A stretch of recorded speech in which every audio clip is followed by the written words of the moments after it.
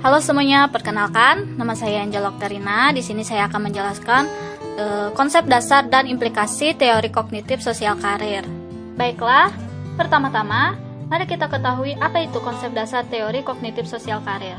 Social Cognitive Career Theory atau yang biasa kita sebut sebagai teori kognitif sosial karir ini dikembangkan oleh Land, Brown, dan Hackett.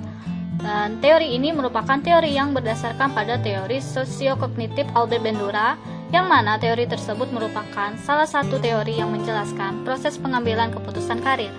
Teori SCCT ini tidak begitu memperhatikan peran kepribadian, misalnya minat atau nilai-nilai dalam proses pengambilan keputusan. Akan tetapi teori ini lebih fokus pada proses pembelajaran yang mengarahkan kepada keyakinan dan minat diri serta bagaimana hal tersebut mempengaruhi pengambilan keputusan karir. Self-efficacy didefinisikan sebagai keyakinan seseorang berdasarkan kemampuan yang ia miliki, yang mana mampu dengan sukses menyelesaikan tugas-tugas spesifik yang berkaitan dengan pengambilan keputusan karir.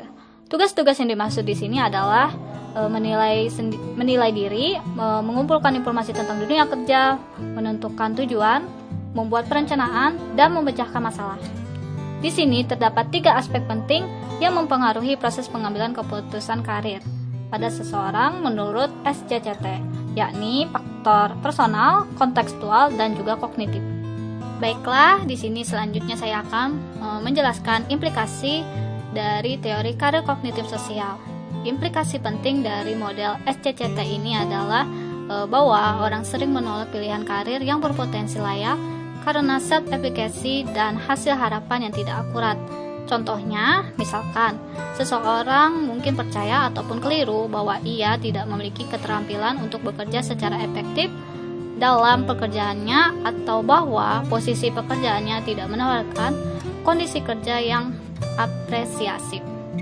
Lalu selanjutnya, dengan meninjau kembali pilihan yang dibuang sebelumnya dan mempertimbangkan alasannya, klien seringkali menjelaskan tentang kepentingan mereka dalam hal keterampilan ataupun nilai-nilai.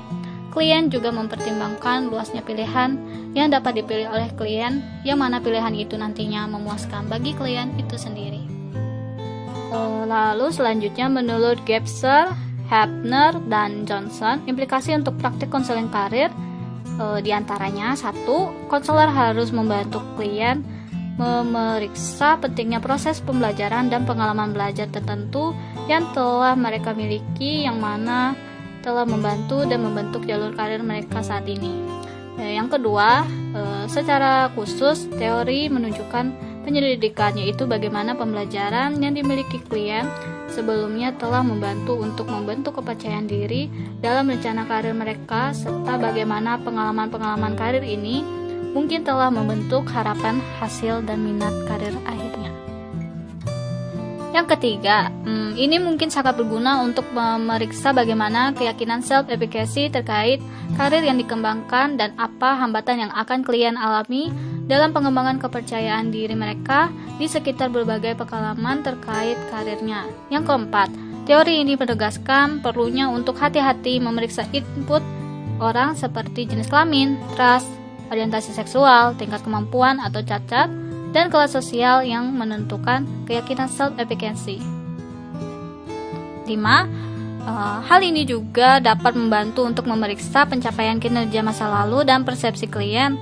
Tujuan kinerja masa depan secara khusus itu akan berguna untuk menguji keyakinan self-efficacy klien dan hasil tingkat harapan mereka sehubungan dengan tingkat kinerja masa depan mereka.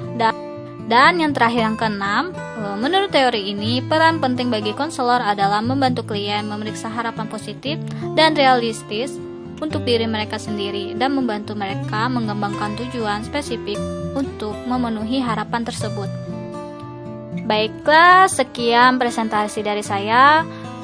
Untuk kurang dan lebihnya saya mohon maaf, dan semoga video ini dapat berguna bagi kita semua. Sekian dan terima kasih.